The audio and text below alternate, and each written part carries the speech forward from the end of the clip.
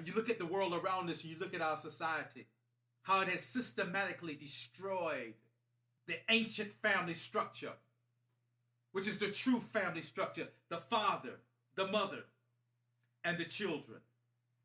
When the family is put together in this way, in this fashion, it represents the highest will of the Almighty. It represents a society and a world that's flowing according to the perfect and proper design of the Creator. We live in a world of men of many inventions, many evils, and much darkness.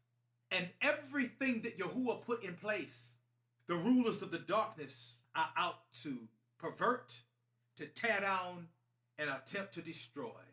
I wonder how many of these youngsters today in the inner cities that are running around in gangs like wild animals with the mentalities of beasts.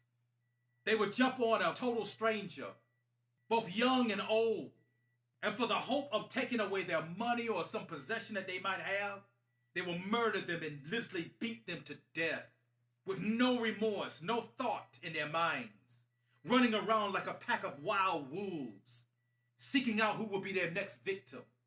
I wonder how many of those young men came from a home where they did not have the voice of a father who spoke to them with power and with authority to instruct them from a very young age to not move in that direction.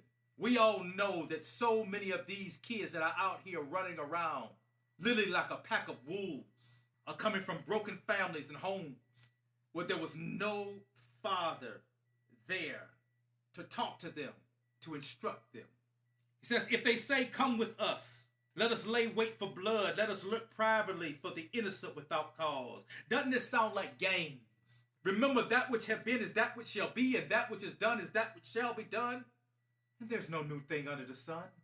We think about the gangs that run through the streets and the cities of our modern day world.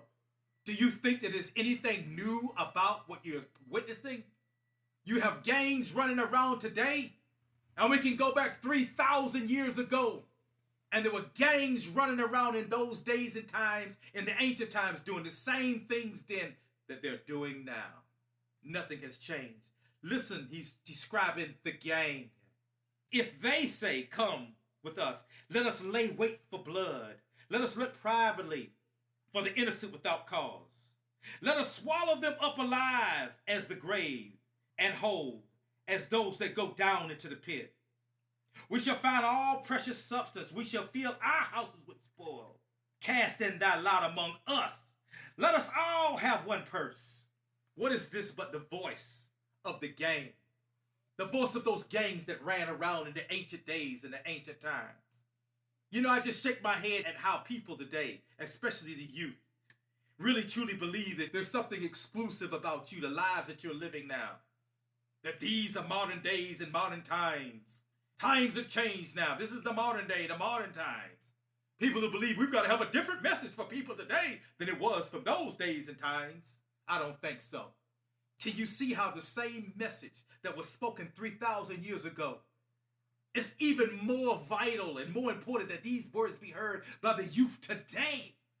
The same message, the same words, coming from the voice of a father in a home. And how many young men that are out there now, and even young girls that are running around doing violence in the streets and in the cities, when they were very young growing up, did not hear this voice speaking to them. I wonder how many of them.